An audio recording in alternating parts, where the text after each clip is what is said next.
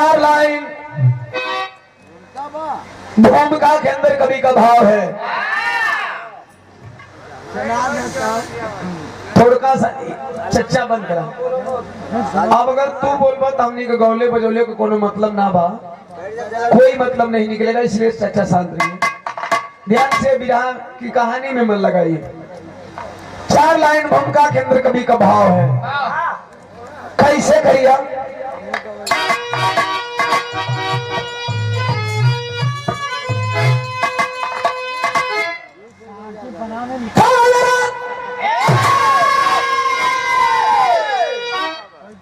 सर का सरिया कफन बांध करके बहादुर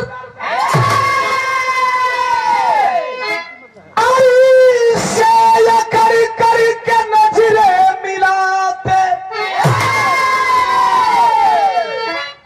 जान लेकर अरे हथेली पर चलते सदा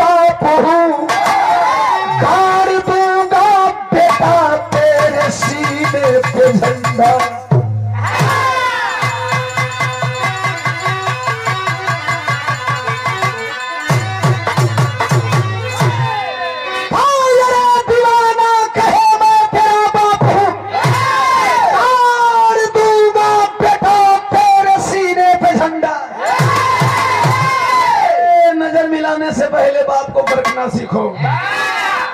विराम को वाली बात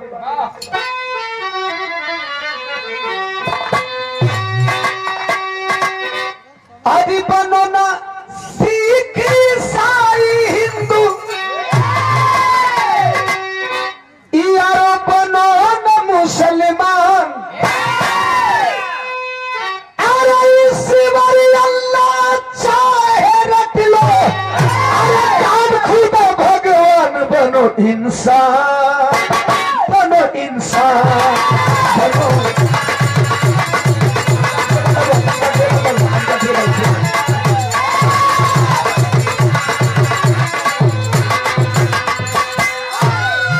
भाई दो लाइन सुने सबे। मजहब नहीं सिखाता आपस में बैर करना। हम मानव को बहुत प्यारा धर्म मिला था, मानव धर्म, लेकिन लोगों ने धर्मों में बांट दिया। जानते हैं धर्म में किस कदर बांटा गया? गौर से सुनिएगा, शायद आप लोगों का कुछ भ्रम दूर हो जाए। जनेऊ पहना करके एक अच्छे खासे मानव को लोग हिंदू बना दिए। बपतिस्मा पढ़ा के गले में क्रूस लटका करके लोग बताए आप ईसाई हो गए। पगड़ी बना गई, दाढ़ी बढ़ गई, कान में गुरुजी फूंक देना, वाहे गुरु सिख हो गए। हद तो तब हो जाता है साथियों जब अच्छे खासे इंसान को कटनी छटनी कही के कहते हैं अब तो मुसलमान भइल बड़ा। जन्म से न कोई हिंदू होता है, न कोई मुसलमान होता है, न कोई सिख होता है, न कोई ईसाई होता है। हम जन्म से मानव जन्म लेते हैं, मानव के रूप में पैदा होते हैं, लेकिन यहाँ जैसे जैसे हम होश संभालते हैं हमें जाति और धर्मों में बांट दिया जाता है। इन चीज से ऊपर उठ करके मानव धर्म अपनाइए। देखिए यहाँ मानव बैठे हुए हैं, यहाँ किसी से किसी को भेदभाव नहीं है। सब लोग एक दूसरे को प्यार करने वाले हैं, लेकिन यही जाति और धर्म की लड़ाई होगी तो एक दूसरे दुश्मन बन जाएंगे। आपस इस मानवता को अपनाइए, यही आपका धर्म है। बिरहा में कव्वाली तनिका सीख बदे है, लेकिन देश के दुश्मन बदे कभी का भाव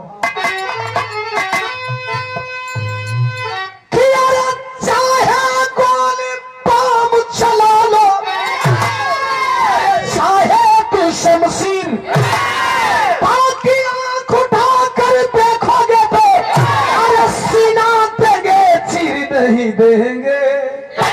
सुनो कैसे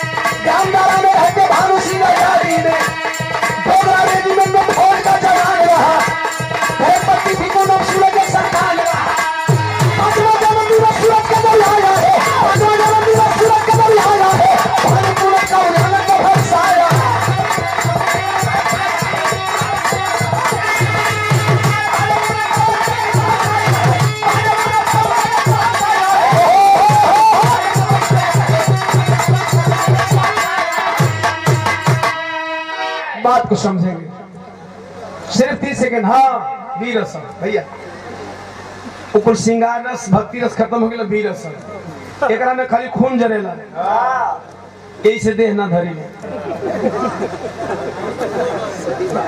मैंने बड़ी लड़ाई बा, सुना जा, साफ साफ बताओ था, बहरे भी लड़ाई बा, मैंने हम घरे के बात करनी का, मैंने तू लोग पहुंचा था जब घर है, तू लोग के कीड़ा पड़ी, हमारे मेहरा तू लोग को भवा लगी।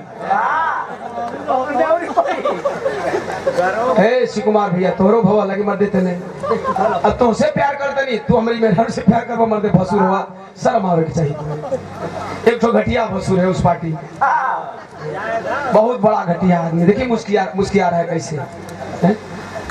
हम हल्ला कर दे, तोहरो बतिया जान गए बनी।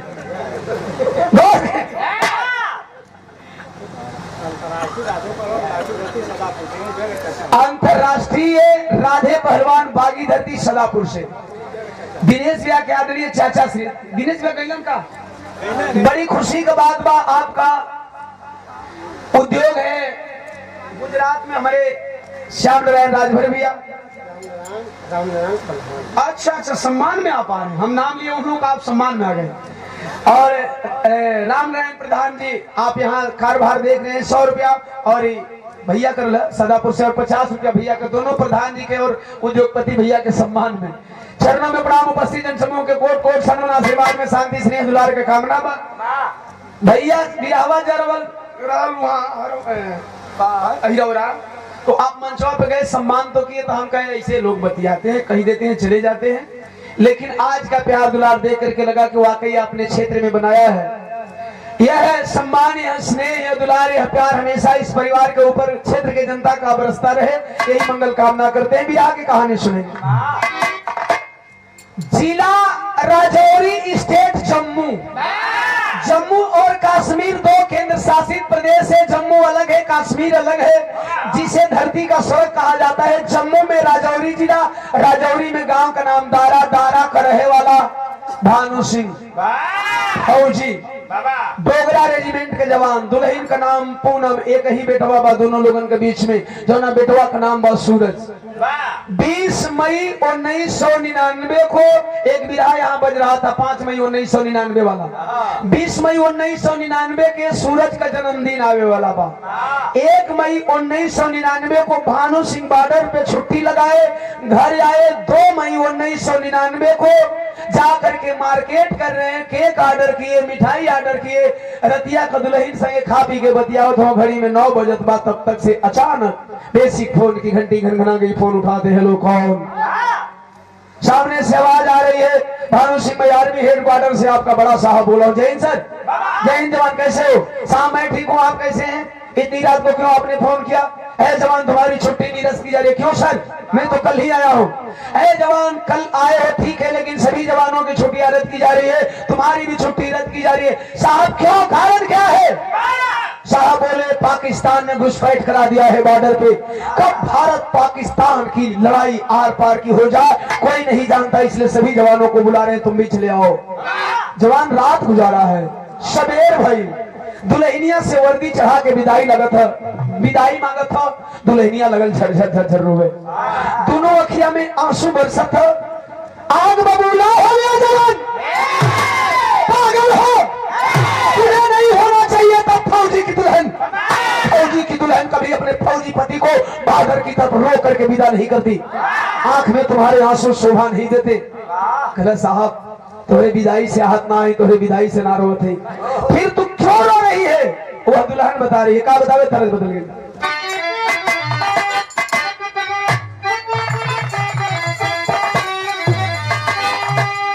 गीतिया गंगा माई के और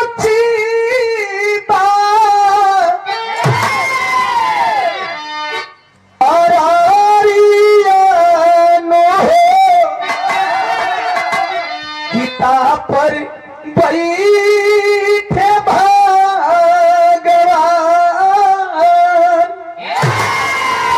दुल्हन कलश रोले का कारण जन बसा, तो सुन ला। अरे यही है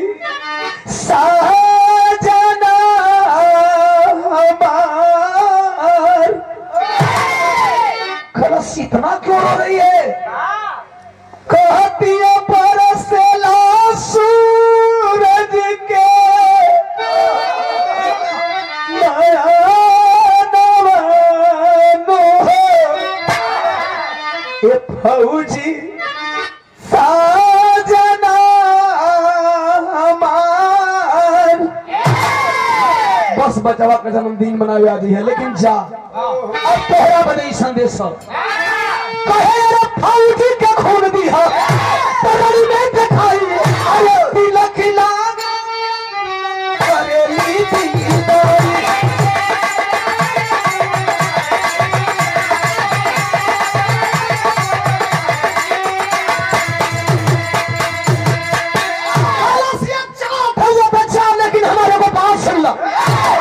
चुनी चुनी मरी है दूसरो मनमानु है फौजी साजना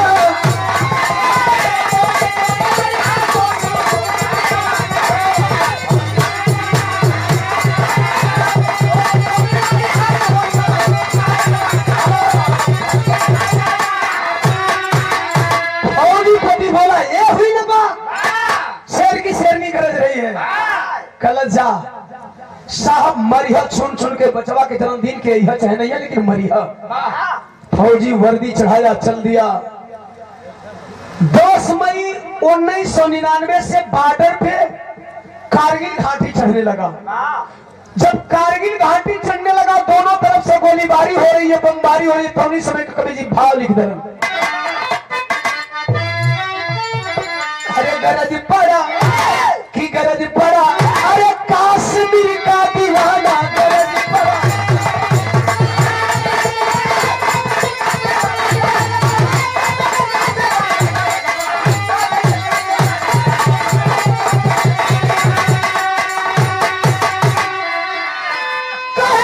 काश्मीर हो स्वर्ग महिल का कब बाधा के सरिया बांधा गरज पड़ा काश्मीर का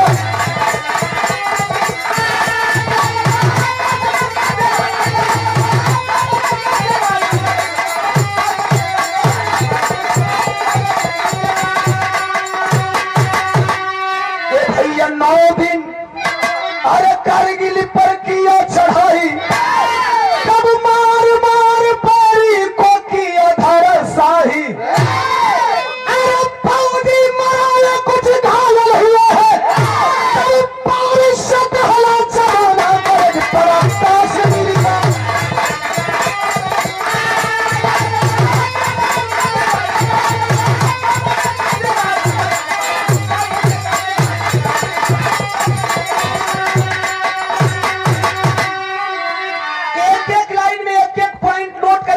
लड़ाई किया।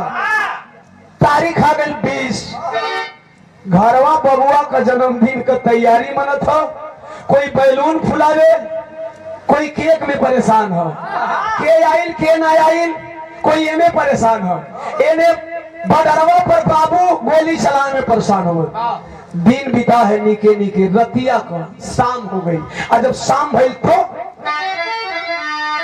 ये हमारे 20 मई शाम अरे साथी साथ खड़ा था कि तबला देखा भानु मरा हुआ फौजी पड़ा था। 20 मई को शाम गन के पॉइंट पे दुश्मनों को रखा है तब तक से नजर गई झाड़ी में ऐसे ही पहाड़िया में भैया झाड़ी में नजर गई देखा कि एक फौजी की लाश पड़ी हुई है गन का पॉइंट चेंज कर दिया। अब 30 सेकंड सुनेंगे कि वो कैसी लाश थी कौन फौजी था तो हमारे इंडियन आर्मी के जवान जिनकी कैजुअलिटी हुई थी एक दिन पहले बहुत जवान मारे गए थे उसमें से बचाव दस्ते के लोगों ने कुछ जवानों का लाश रिसीव किया और उस जवान की लाश बाई मिस्टेक छूट गई थी। वो है लसिया का रात का अंधेरा का फायदा उठा करके आतंकवादी अपने बंकर में ले गए पेट का ऑपरेशन किया और पेट का ऑपरेशन के कहीं हथिया निकाल दल हो बहू हथिया निकाल के वही में बम रख दल पेट का सिलाई करके वर्दी चढ़ा करके रातों रात ठीक उसी झाड़ी में उस लाश को रख दिए। बमवा वाली लसिया पर नजरिया पड़ गई इंडियन वर्दी है जवान कुछ साथियों को लेकर के लाश उठाने चला तो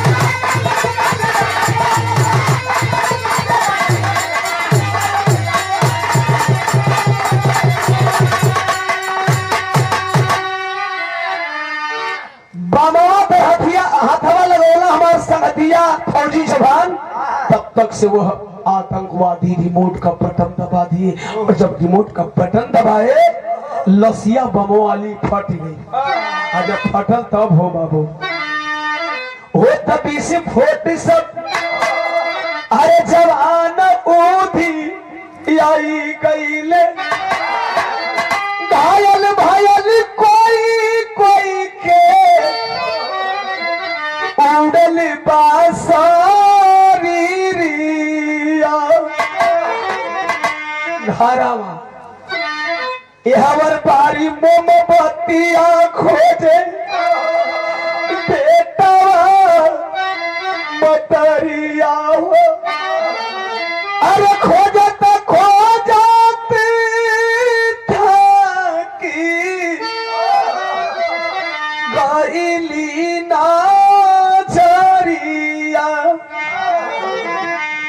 तवल रोई रोई पूनम बेटा सूरज के मनावे लगली, हथवा में लाल के धरावे लगली छुरिया। 9 बजल घड़ी में रात, माई बोले ले बेटा अब तो बाबू ना रे, अब केक काट दे, केक कर इंतजार करत अरे रोवत बचवा कलश नाई। हर साल पापा साथे हे मम्मी केक मिल के काटत रहली, अरे पापा बिना केक नहीं काटब ये मायरिया, नहीं काटूंगा, केक नहीं काटूंगा, पापा आएंगे, अभी 12 नहीं बजा है, 12 बजने का इंतजार कर। घड़िया में जब 11 बजल हो बाबू, 11 रात का अचानक फोन आइल कर, देख पापा आ गए, पापा आ गए, फोन करके रोकना चाहते कि बेटा केक मत काटना, जाता उठाता हेलो पापा, पापा हेलो पापा, उधर से एक बार आवाज आई हाँ बेटा बोल, इसके बाद वो आवाज खामोश हो गई। मासूम बच्चा रोने लगा फोन पर, और फोन पर रो करके अपने पापा से सवाल कर रहा है। क्या सवाल कर रहा है?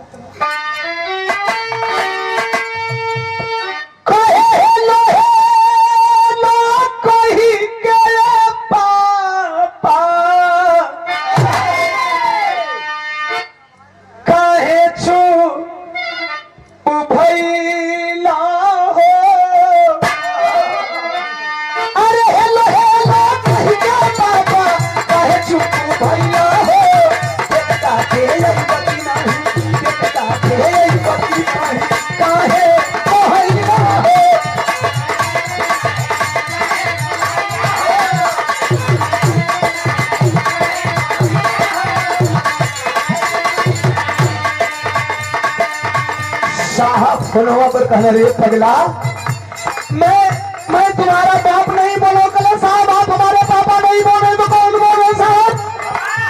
कहे मैं तेरे पापा का बड़ा साहब बोल रहा हूँ। कले साहब मेरे पापा को फोन दीजिए ना, आज को नहीं मालूम है, पापा नहीं बताए, आज मेरा जन्मदिन है, मुझे पापा से बात करनी है ना।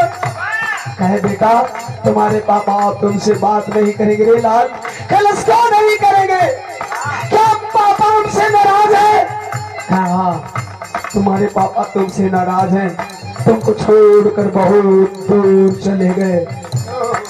ये तनी बतिया सुनलस कल साहब साहब बोला न हो साहब, साहब साहब बोला हो साहब के मेरे पापा के काम है लो साहब, तो बेटवा का होता हो। अरे कोई लड़ाई बसती लाल पापा तो हर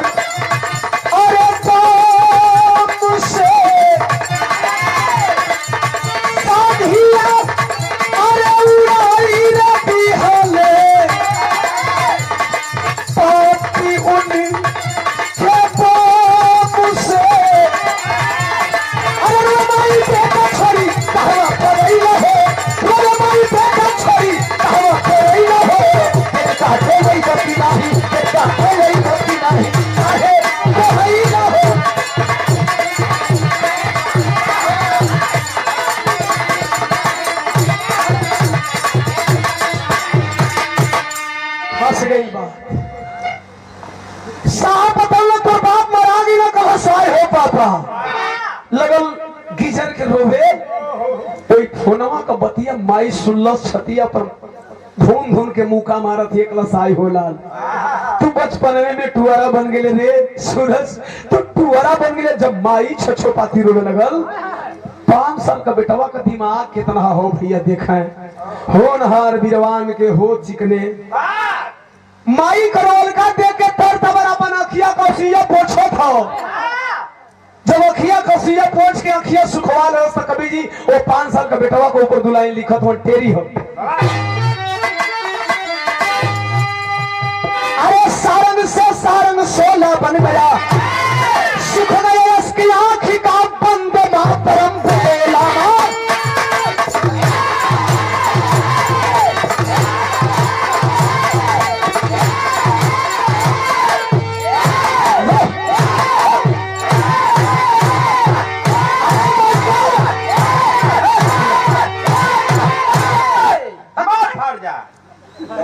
नहीं हो भैया, तेरा मत हो हीरा भैया हो भैया। करे ई तू जो जितना मरवाले उतने जोश आवेले के काहे मरवाले इतना रे भैया जोश आ गइला फ्री बनाइला कैसे जोश आवेले करिया यही से हमेशा आप लोग हर नजर रखिए। लोग बहुत मुख चीज ले मानो। हां कहीं बड़ी बता दे लोगन के इंतजार है कैसे जोश आ गइला कहीं पर बता दे के बता दे कारण बता कैसे जोश आइला। जोश आ गई हमारे पार्टी में जकरा जोश आवत हो भैया जाके बॉर्डर पर हमारा हथियार लेके अपन लड़ाई कर लो। वाह तुम्हारा हथियार जे काम ना करी नहीं यार इतना कमजोर काम कर दे ना ना काम करी काहे एक नाली हो तो एक नाली से दो नालिया बनेला काम कर दे। आदमा के खाली देखो चला पकड़े जोखन। अच्छा ये जोखन हथियार दिए हाँ ई काहे बदे लड़ाई करे चली। हाँ अच्छा तो तू का करबो हम इनका पीछे गोली डालब बुलेटा निहुराई के गोबर गोबर काहे की इनका में डलबो तू डाल के टाइगर दवाई में गोबर का हो इंटरनेशनल सार हो। हम नहीं बोल रहे हम नहीं बोले राजा। अरे हम नहीं बोले यार गौर करेंगे। ए पंचो बेटवा उठौलस के कवा फेंक देलस आसमान में कलसे माई। आज बाबूजी मर गए तो जन्मदिन कैसन थे कैसन जन्मदिन कलस मत आस बहा मेरी जननी मत आस बहा मेरी जननी पापा बिरता दिखलाए।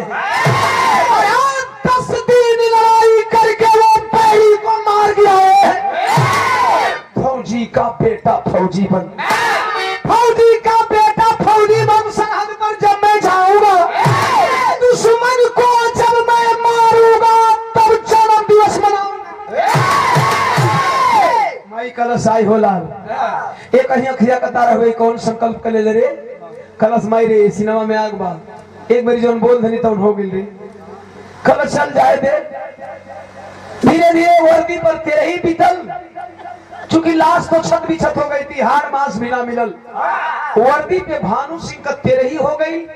माई बचवा के जवान करके फौजी बना देलस या नहीं बिरहा करवट ले लगल। माई बचवा के जवान करके फौजी बनाने से धीरे धीरे बचवा को उम्र हो गई 17-18 साल का। जब फौजी हो गया बेटवा अब ड्यूटी पीरियड में नौकरी करता है। एक दिन सवेरे सवेरे परेड ग्राउंड सावध जवान सावध। तुमको हम जवान लग रहे भैया। हाँ तो का जवान ना हो तो बूढ़ हो।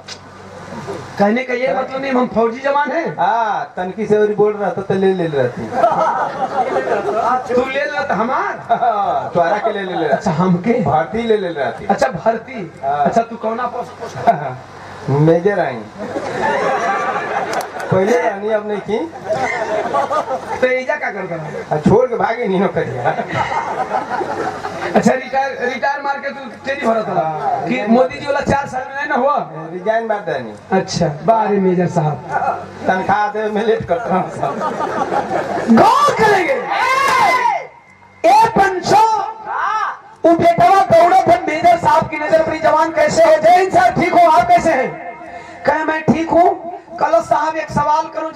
कहा हाँ बेटा पूछ। कहीं सुनने में आया था जब मैं बचपन में था तो लोग कहते थे कि आर्मी की ट्रेनिंग बहुत हार्ड होती है और जो आर्मी की ट्रेनिंग करते हैं आधा ट्रेनिंग वहां छोड़ के घरे भाग जाता। ऐसा सुना है पहले श्याम नारायण भैया, हमके भारे ना पड़ो। मेजर साहब कहा बेटा जो ट्रेनिंग तू पास करके आए उसमें इतना कठिन वर्क नहीं होता है। कहे तब कहे पैरा कमांडो की ट्रेनिंग करोगे ना तब हार्ड वर्क पड़ेगा। कहे पैरा कमांडो ये क्या में क्या होला? साहब कहना जवानों को 5000 फीट ऊपर से खाई में फेंक दिया जाता है, पैराशूट खोल करके संभलना होता है। कहना साहब 5000 फीट ऊपर। कहना डरा गई, कहना लड़का डरा गई। कहलस नहीं हो साहब डराई ना है, तू हमके 1000 फीट ऊपर से फेंक दी हो। मेजर साहब का नहीं ससुराल लड़का की लड़कंग हरे कहीं के छोटी गो बा। अच्छा आदरणीय बड़े भैया श्याम नारायण राजभर जी, जैसा कि मैंने बताया आपका उद्योग फैक्ट्री गुजरात में है, यहाँ जन्मभूमि है और एक भाई साहब यहाँ की प्रधानी संभालते हैं। 500 रुपया से सम्मान किया गया। एक बार हम चाहेंगे बड़ा खामोश है आप लोग हाथ उठा करके श्याम नारायण भैया के सम्मान की। आप हमारे समाज के धरोहर शान है मान है, ऐसे ही मेरा समाज बढ़े। यह दलित बैकवर्ड समाज जितना ही आगे जाएगा ओम प्रकाश दीवाना को उतनी ही खुशी होगी। गौर करिए आखिरकार पंचो साहब से वो बात का तो साहब ट्रेनिंग करा दे, कहा ना हुई तो बता रहे तर लगे।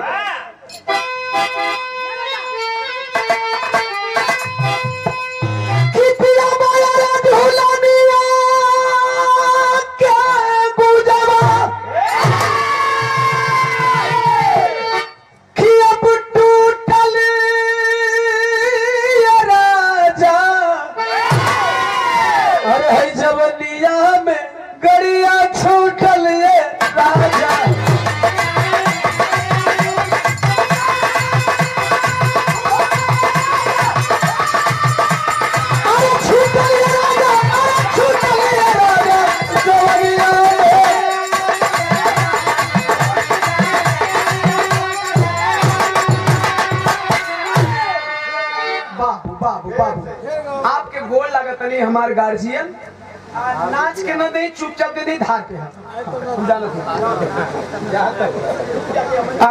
19 तारीख के बिहाबा हमारे छोट भाई आज देवालाल भाई के और प्रियंका माधुरी लहाबा जोड़ी तो बड़ा खूबसूरत लग भाई। देखिए बचा के रखिए भगवान। 100 रुपया। जय भीम जय संविधान। आशीष लालू, अभय कुमार भारतीय, सुकालू भारतीय, रोशन भारतीय, पुनीत लाल भारतीय, अंगद चमार। जय भीम भीम आर्मी मदारपुर के धरती से 100 रुपया भैया के प्रणाम और 100 रुपया इस लाइन पे हमने संजय भैया के द्वारा धार देते लय करा के तरजिया ले और ऊपर धार देती है ना।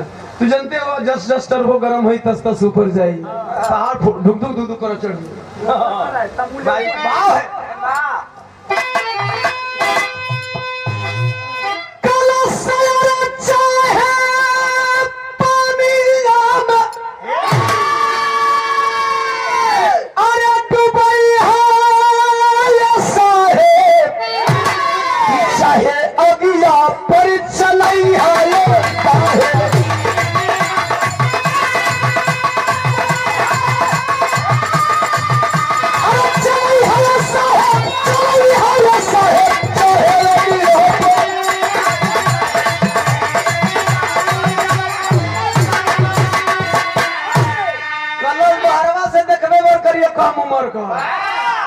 शरीरिया में खाए भरमास ना हो लेकिन बोलिए से गोली दागी कहा मतलब कहीं सुना चेतना कठिन। अरे हमसे लेबो परीक्षा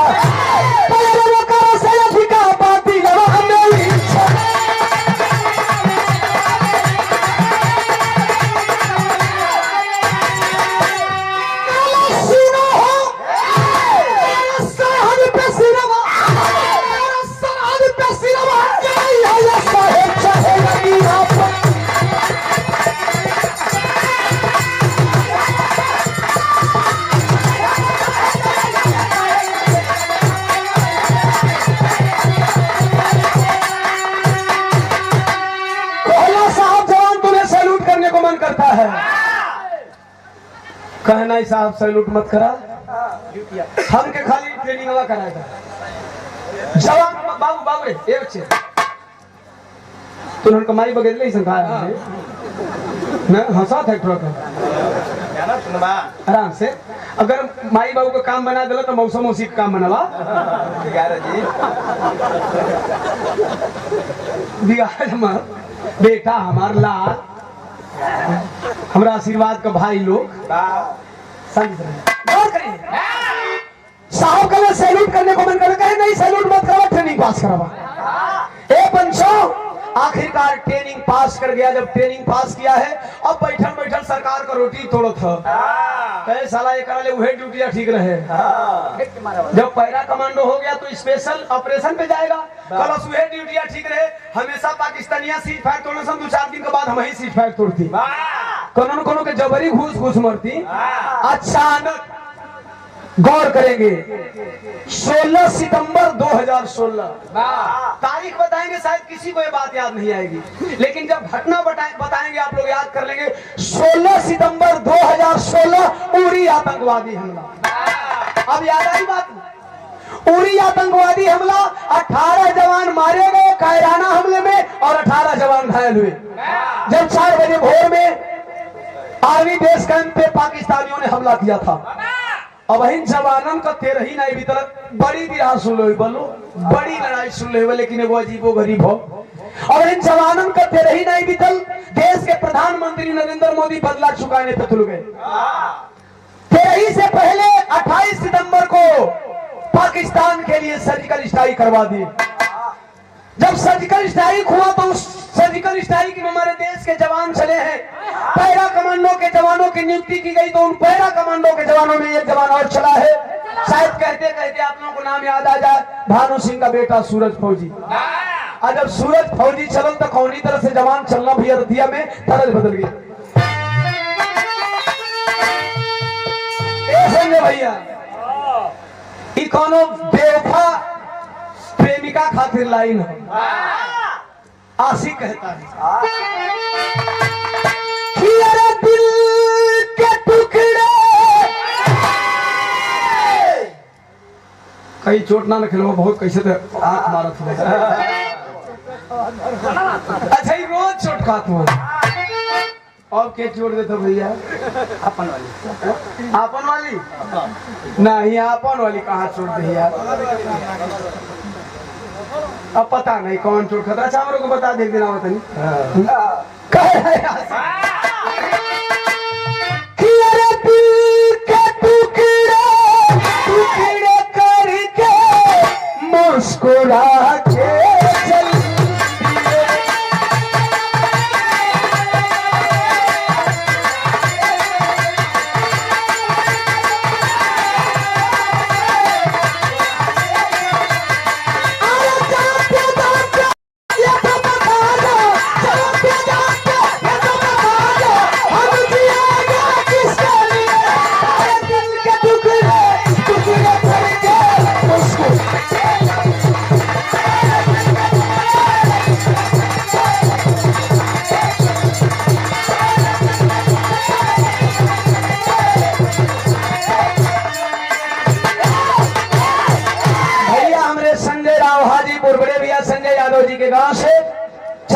उपस्थित जनसमूह के कोट कोट सम्मान सुंदर पुष्पहार और 100 रुपया देकर के आपने सम्मान किया। लेकिन नहीं, विधा की लाइन पे तवज्जो कि मौत का बदला मौत से लेने फौजी ना हर चल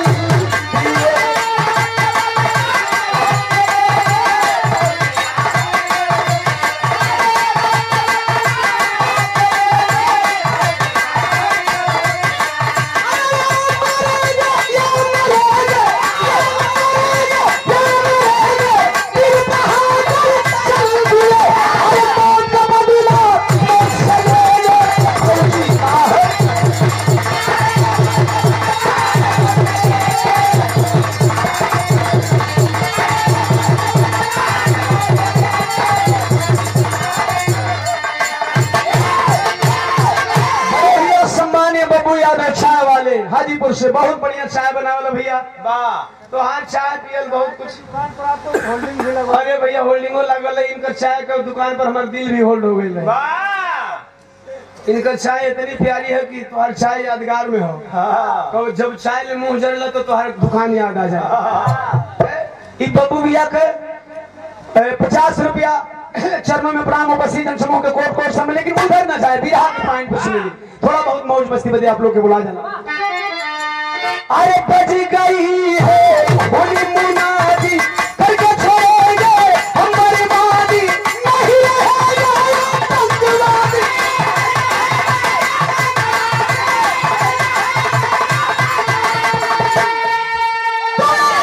पाक पाक को सबक सिखा दे अरे बिलावर चल दिए। अरे देश के खातिर कैसी बिलावर और जिलाहर चल।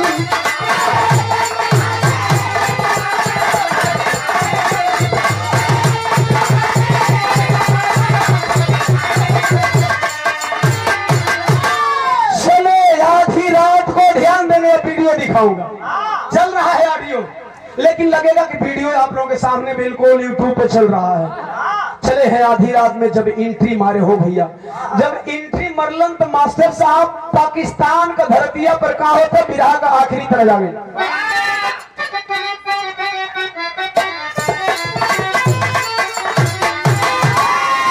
प्रियंका माधुरी, अरे प्रियंका माधुरी के बगलिया में रहा बा तनी बढ़ जाए।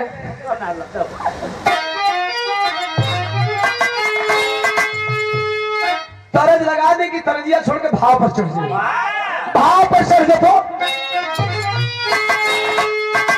अरे सन सन सन के बमरा गोलिया सन सन सन के बमरा गोलिया आधी रतिया हो या फतिया तमने फेरा कमांडो।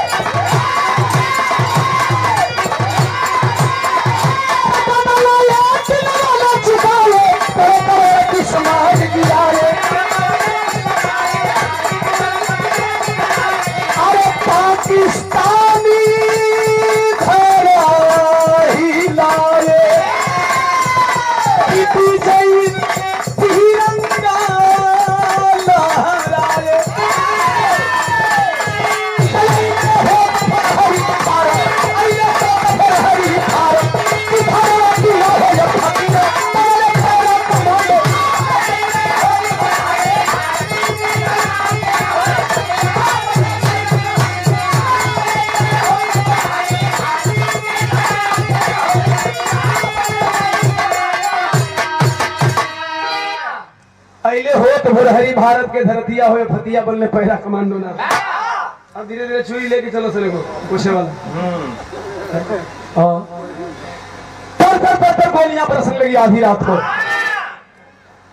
गोली बरसत हो आतंकवादी मारल जात हमन। पाकिस्तान की सरजमी में 3.5 किलोमीटर अंदर जब हमारे भारत के जवान पैरा कमांडो के जवान हलचल मचाए हैं, तूफान मचाए हैं, आतंकवादी धाद। अरे भैया खुदा उदा जी को बता दो। अच्छा ये हमारे भाई हैं गायक मुकेश प्रजापति जी शिकारगंज से।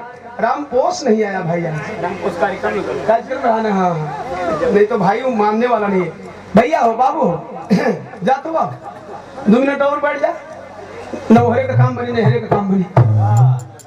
100 रुपया। हाँ नहीं डर हुई तो घर बचा ले। अच्छा अरे बीच में तो हर कौन जरूरत हो गई। 100 रुपया ये आपके द्वारा बिहार के बहुत अच्छे कलाकार हैं। आप लोग लोकल कलाकार साथियों को आप लोग बढ़ोतरी दे, क्योंकि आप ही लोग पावर रही बिहार में बड़ा बड़ा कुल बवंडर चला, लेकिन आप लोग एक साथे रही वो कुछ न हो। गौर करिए गोलियां चल रही थी, आतंकवादी मारे जा रहे थे, मारे जा रहे थे, मारे जा रहे थे।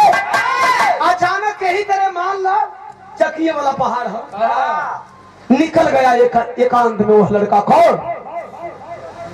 सूरज भानु का बेटवा। अगर कुछ दूर गई तो आला लगल करिए बाबा।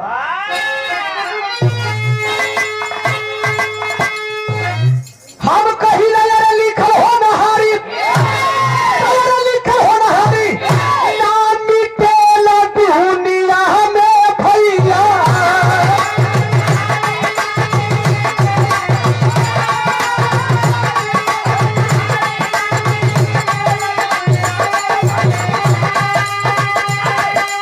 अरे सूरज भुलाई गई जंगल के मझा।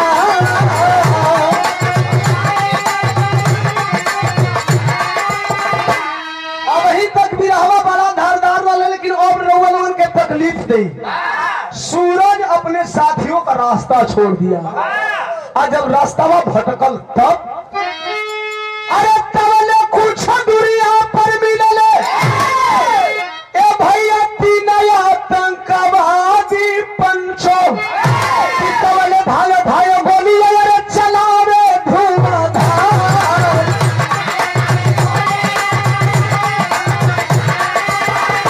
दौड़ा लिया तीनों आतंकवादियों को।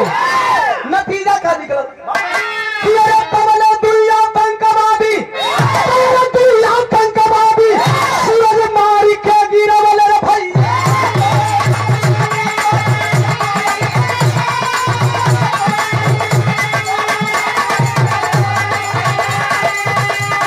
अरे दूसरा के गोली भाई जंगिया के पास।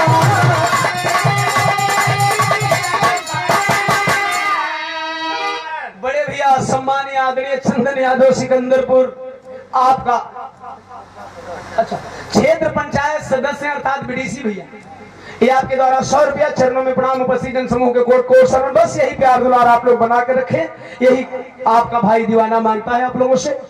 गौर करिए पंचों, तीसरे 3 आतंकवादियों को दौड़ाया, 2 को मारा, तीसरा के गोली जांघ में लग गई। 2 मरे पड़े हैं, तीसरा का जांघ में गोली लगल था लड़ाई के। लेकिन जमीनिया पर गिरत गिरत बोलस वंदे मातरम, फंस गया। सबसे पहले भाई साइलेंट बाबू रे छोटका बेटा, जमीन पर लड़ा के गिरल से वंदे मातरम बोला। सोचा तो सूरजा की दोबारा गोलियां मार दी तो ले वंदे मातरम कनवा में आ गई। भाई दिन गन को पॉइंट चेंज करता है और सवाल करता है कौन हो? कहा मैं इंडियन हूं। कहा इंडियन हो? कहा। सोचा तो कहीं हम अपने फौजियों को दौड़ा करके तो नहीं मार रहे हैं रात के अंधेरे में। इंडियन हो सही बोलो। बोला हाँ परीक्षा ले लो। कलश फिर से बोलो वंदे मातरम। वो घायल आतंकवादी चलाकी कर दिया, बोला वंदे मातरम। बोलो सर सचो इंडियन है? कहा नहीं ऐसे नहीं बोलो। हिंदुस्तान जिंदाबाद। कलश हिंदुस्तान जिंदाबाद। कहा है वाकई इंडियन है? कहा ना ना नहीं फरमा रहे हमको। अब पाकिस्तान मुर्दाबाद बोलेंगे तो नहीं बोलेगा। कलश बोलो पाकिस्तान मुर्दाबाद। आतंकवादी बोला पाकिस्तान मुर्दाबाद। सूरज कलश साला भारत में दोगला ना हुआ कि पाकिस्तानों में दोगला बने। जान बचावे के मारे पाकिस्तान मुर्दाबाद बोल रहा है। वही आतंकवादी बोला बेटा मैं इंडियन हूँ, पाकिस्तानी मर जाएंगे लेकिन पाकिस्तान मुर्दाबाद नहीं बोलेंगे। मैं इंडियन हूँ। कलश इंडियन हो? कौन हो? कहाँ के हो? करीबवा जाके देखला सकी इंडियन है कि पाकिस्तानी है भैया। जब करीब पहुंचा तो इंडियन इंडियन सुन करके तो थोड़ा कलेजा पिघला है, लेकिन नजदीकवा पहुंचत पहुंचत देखा एक फिर भी हवा में टर्निंग पॉइंट खड़ा हो। बाल बढ़ा हुआ है, दाढ़ी बढ़ी हुई है, आतंकवादी लिबास, हाथ में गन, लेकिन फिर देखा था कि हाथ में हथकड़ी और पांव में बेड़िया। कलश हो आतंकवादी होता तो हाथ में हथकड़ी पांव में बेड़िया लोग नहीं पहनाते। सवाल कर दिया कौन हो साहब? कहा मैंने बोला मैं इंडियन हूँ। कहा झूठो, इंडियन हुआ तो कहाँ का हुआ? कहाँ गांव है, क्या जिला है, क्या स्टेट है, कहाँ के रहने वाले हैं, आपका नाम क्या है। इतनी बतिया सुन के सूरज फौजी से हुआ आतंकवादी बतावत था कि हम कैसे आतंकवादी बनी हई, कहाँ तो बतावे, भाव बदल गए।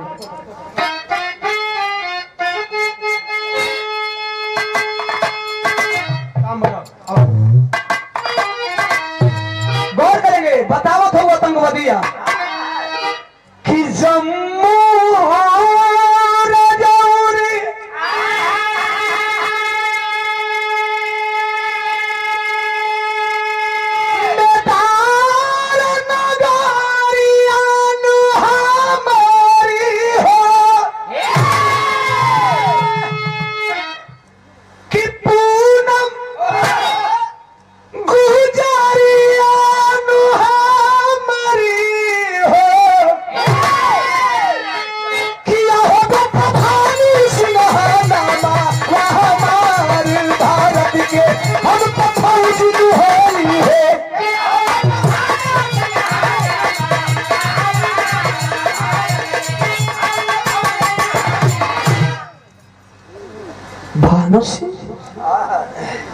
हमार भैया।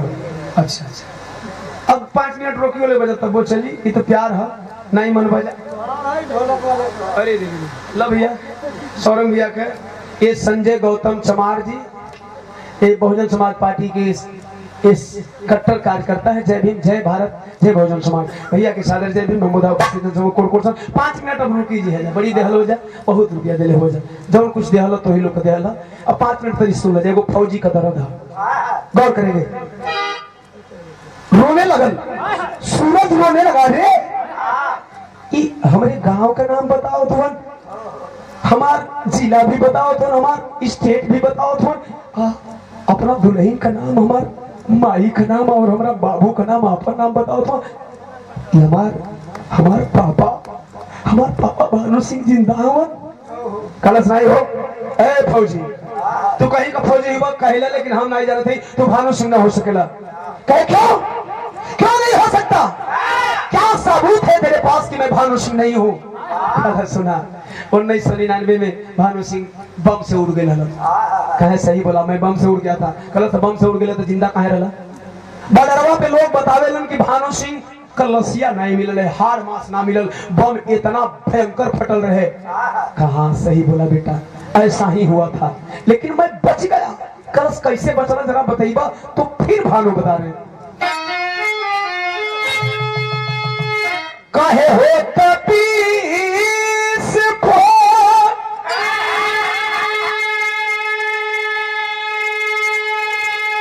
अरे दूर फकाई नुगाइली हो कि मुरछा अरे खाई नुगाइली हो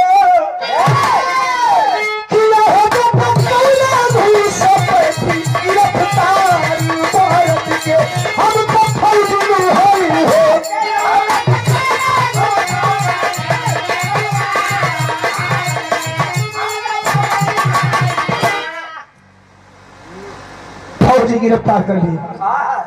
एक लाश पड़ी थी, उठाने गए, उसमें बम था। अरे हमारे जवान साथी हम पकड़े पहले, लेकिन धक्का से पीछे कर दिए हमको। और जब बमवा फटल रे लाल, तो जे लसिया पकड़ ले हुई ना, उधर वाकई हार मास का पता नहीं चले, लेकिन हमके तो झटका लागल, जवानों को बड़ी दूर फेंक दी। हमें नहीं पता रहल, ये सब आतंकवादी बतावेलन। जब बेहोशी टूटल तो हम अपने आप के आतंकवादियन का बंकर में पहुंची रे लाल। युद्ध विराम की घोषणा हुई, बॉर्डर पे सीज फायर हुआ, LOC Pay line of control Pay cease fire हुआ। मुझे लेकर के पाकिस्तान चले आए। कहलस इहो झूठ, सरासर झूठ। अगर पाकिस्तान लेकर के चले आए तो फिर आपको जिंदा लोग क्यों रखे हैं। कहलस हाँ सही पूछा है, लेकिन जिंदा रखने का मकसद जानोगे कि क्यों जिंदा रखते हैं। इसके पीछे भी इन लोगों का एक मकसद है। कहलस मकसद में बताया था तब तो जानी। तो फिर फौजी बिलख रहा है और बता रहा है,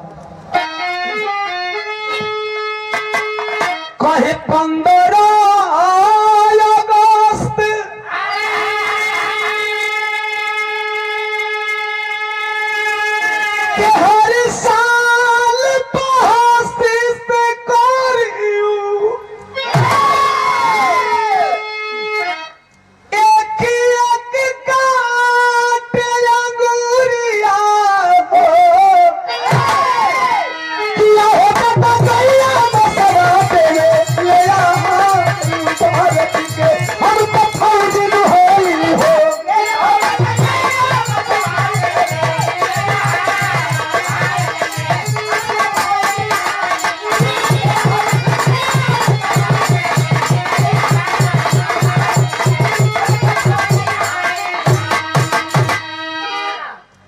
लाल रे 17 साल भीतर बहाम के पकड़े ले 17 साल में 17 अंगुरी कटले वालन 5 है पैर का 5 है पैर का 5 है हाथ का दुगो ये हाथ का हर सलिया हमसे पूछे लोग नहीं बताइला ना तो उंगलियां काट लेलन 20 उंगली जहिया कटी है तहिया जान से मार दिहन एकर कौनो गम नहीं है हमें हमार बोटी बोटी नोचना तब वही जुबान ना खुली लेकिन बाबू रे एगो दुर्गति करेला रे हर 15 अगस्त के जब कुछ ना बताइला अंगुरिया कटला के बाद गाय का मांस लोग खिलाते हैं लेकिन फिर भी मैं जुबान नहीं खोलता हूँ अपने भारत के खुफिया विभाग का और आर्मी बेस कैंप का पता नहीं बताता हूँ करे जवाब बिहरा था कि बाप रे बाप बाबू कितना यातना सहत हुआ हमार अंदरे अंदरे रो था लेकिन फील नहीं होके देता कि हम तो हर सूरज है कहे बेटा एक बात बता ना एक बात बताओ कहे क्या बताना है तू कहाँ से है रे तू कहाँ से आया है तेरा गांव कहाँ है तू भी इंडियन है ना खलस हाँ मैं भी इंडियन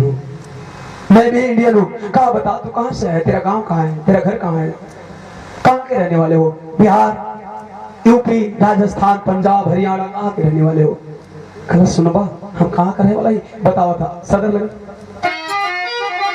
बढ़ जाओ थोड़ा बढ़ जाओ थोड़ा और बढ़ जाओ चले बाबू देख लेते देख बड़ा बड़ा पीछे चल देख ले मन कर देख ले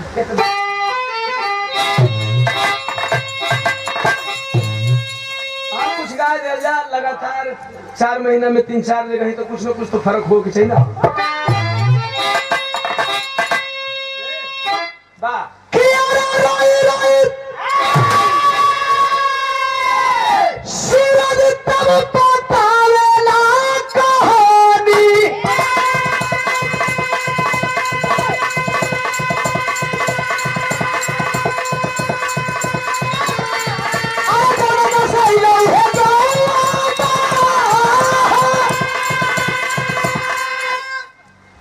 जौना गांव से तू आई हो बाबू ना वही गांव का हम वही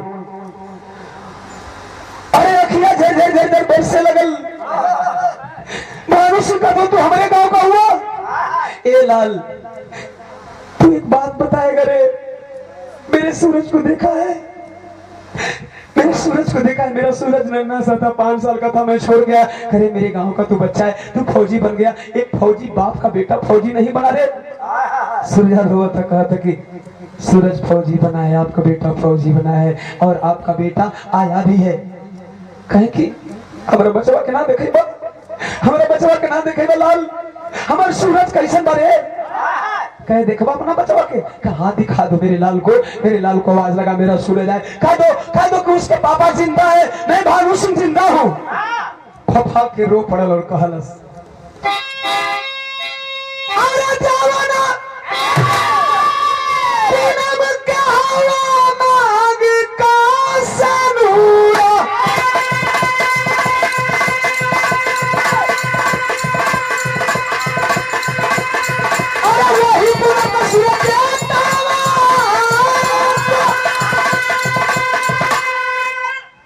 से बाबू जना माई का नाम लेते हो ना पूनम अरे वही पूनम का तुम्हारा भागा बेटा सूरज है जना के तू 5 साल का छोड़ के चले जन्मदिन के दिन आवे खातिर कहले रहला लेकिन 11 बजे तक तू ना आइला तुम्हारी इंतजार करते तोरा मोला का खबर आ गई जन्मदिन नहीं बनौनी फौजी बन गई जिद में लेकिन हमके का पता रहा कि तू जिंदा बाड़ा चला बाबू चला अब हमारा गांव में चला कहना नहीं जाऊंगा तुम्हारे गांव कभी नहीं जाऊंगा तो माई जिंदा बाकी मरल बारे अगर तो माई मर गई तो हमें गैला का कोनो मतलब ना बा लेकिन अगर हमार पूनम जिंदा हुई ना हम चलब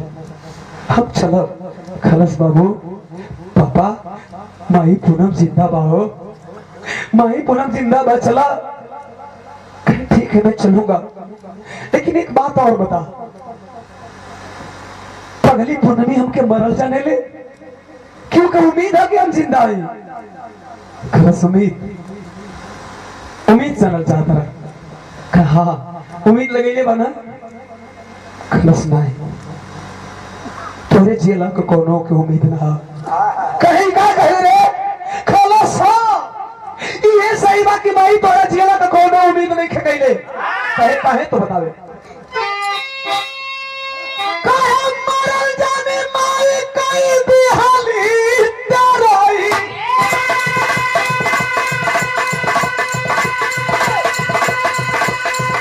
अरे फौजी बनौली हमके देई के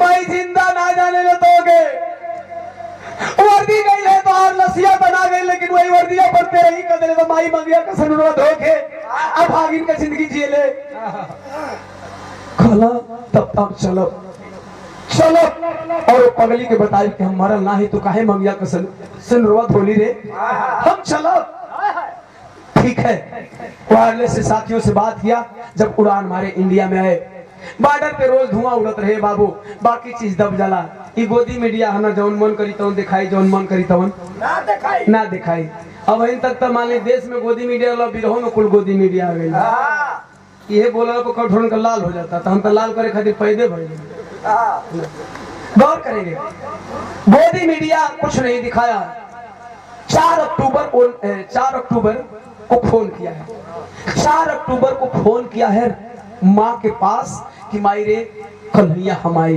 फोनवा पर बताओ थे का बताओ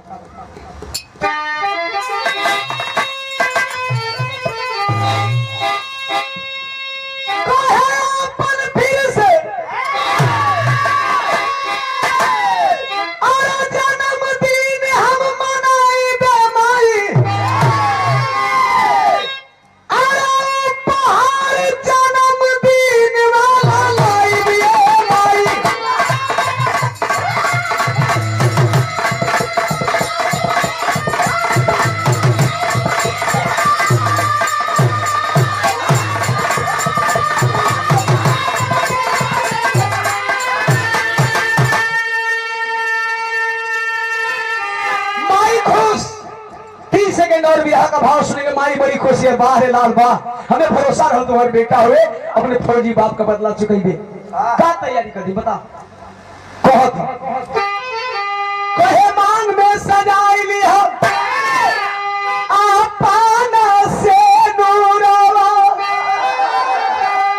हम भाई खुशी रोने लगल कल अब जिंदगी में तू ही मजाक करे खातिर बचले रहा आज तक ले 17 साल हो गए तोरा बाबू के मन ले तोरे गांव का कोई मजाक ना के लिए हुई लेकिन तू अपना माई का मांग का सिंदूर का मजाक बनाओ रे सुना तनी आतंकवादी मराई बड़ा गोई लई रे मरले होई बे ना कब मरले बड़े 38 को के तू ही मरले बड़े ए लाल 38 को के तू मरले होई बे ना एकर मतलब ही ना कि तोर बाबू जिंदा हो जी हमरा मंगिया में सिंदूरवा भरा जी रे मत ये अगर इतना बकवास मजाक करे बात तो तू अपना माई के मत है जन्मदिन मनावे कल सरे माई है दूसर की बतिया सुन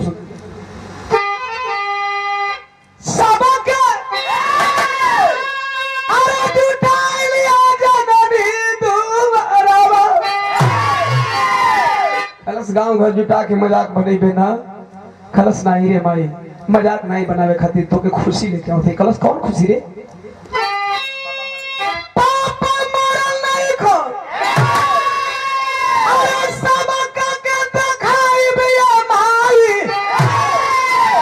बाबूजी मरे नहीं है पिताजी मरे नहीं है पापा मरे नहीं है चिंता मत कर तैयारी कर मैं आ रहा हूं कल माई केक मंगोलस मिठाई मंगोलस 16 सिंगार 32 भरण कई के मांग में सिंदूर सजाए के गांव के लोगन के न्योता देते हो श्याम नारायण भैया आज ही लोग आज ही दोपहरवा में हमारे बचवा अपना बाबू के जिंदा लेके आवा था वो मरल ना हो मांगिया का जरूरत देख के गौवा को लोगवा कहे के लगत है पगली पगला गए बुढ़िया पागल होने लगे थे अगर बेटवा बादल पर मरा गए ओकर मरला का खबर गई पगड़ाए के घूमत हिया आई जरूर लसियाई लेकिन अगर बचवा कहकर सैया थोड़ी जिंदा रही है गांव के लोग ऐसे ही आप लोग भैया यही तो प्यार है गांव का आप लोग आई जाते हैं गईलन के पंचों इंतजार मोहन की केहर से गड़ियाई तब तक से एक आर्मी बहन आ करके दरवाजे पे खड़ी होती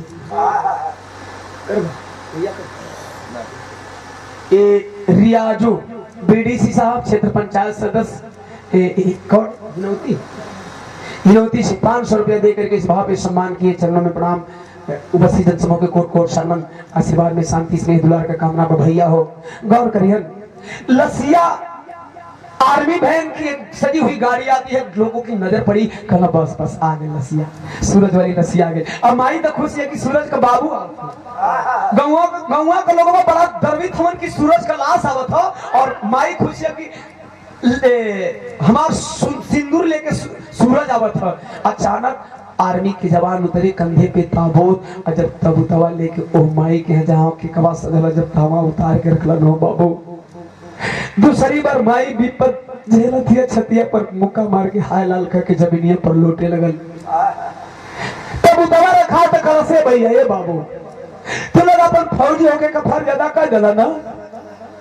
ए माई के रोए का काम तो है लोग केला जना, अगर हमार बचवा मरी गेल तो फिर फोनवा पर जन्मदिन कई के को काहे के मगौला जा, काहे के कहले कि हमर सैया जिंदा उमांग में सिंदूर भर के हम पागल बनल, लोगवा के लोगवा पागल कहत ना, तो साबित हो गेल कि हम पागल है। ले जा हमरा देखब अपना मरल बचवा के हो, जवानी में अपना सैया का मरल चेहरा ना देखली, ए बुढ़ाई में बचवा का लसिया कन्या पर कैसे ढोइबो बाबू, ले जा। गांव के लोग कहना बुढ़िया पागल हो गई रे, तेरा बेटा आई गया, तुझसे किसी ने घोर मजाक कर दिया, चल ताबूत खोल दे, देश का सपूत है, हम लोग भी दर्शन करें। माई गौवा का लोगन का बतिया मान के तिरंगा झंडा हटौलस, फूल माला हटौलस, और जब तिरंगा झंडा फूल माला हटा करके ताबूत का फाटक खोलती है, तो ताबूत के अंदर से 1999 का मरा हुआ फौजी भानु सिंह जिंदा खड़ा हो गए। तालियों की गड़गड़ाहट से पूरी महफिल गूंज गई, बजा करके लोग ताली स्वागत कर रहे, भानु सिंह भानु सिंह भानु सिंह भानु सिंह, आवाज आती है भीड़ से। अचानक जैसे सुन ले बाहुबली बाहुबली एक बोला है, और कौन तरजवा है कौन उठावे में, तो पूरा बाहुबली बाहुबली आवाज आने लगी, भानु सिंह भानु सिंह। और भानु सिंह के देख के माई खुशियां मंगिया के सजवा तो सज गई, लेकिन देखा थी कि हमारा पगला सूरज कहाँ, सूरज के इंतजार में ये माई हो भैया। सूरज कला सब माई की ज्यादा मत छछनावो, निकला है गाड़ी से, अभिवादन स्वीकार कर रहा है, लोग ताली बजा करके उस जवान बच्चे फौजी का स्वागत कर रहे। बाहर बेटा कोई के दे भगवान, तो सूरज की तरह आखिर सूरज आया है। और जब सूरज और माँ बाप मिले हैं तो 5 अक्टूबर के सूरज आई लो भवनवा, भानु पूनम के बरसे झर झरनाया नो,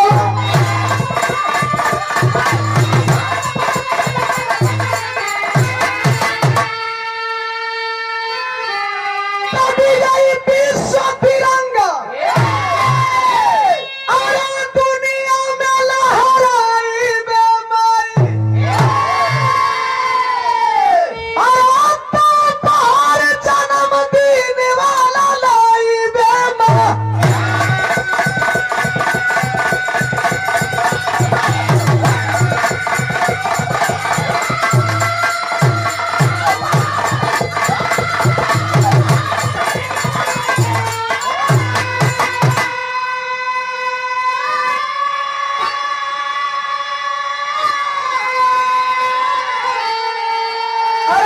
इंटरनेशनल 100 रुपया देखने की टाइटल है, 100 रुपया ला इंटरनेशनल, बड़ा टाइटल ला 100 ला पैसो जला पकड़ पूरे हो काम माने इंटरनेशनल ओकरा आगे कुछ बोला बन यार, इंटरनेशनल खिलाड़ी होते हैं, इंटरनेशनल सिंगर होते हैं, एकरा आगे जब बोली तब बकचोन कहीं का वो का नहीं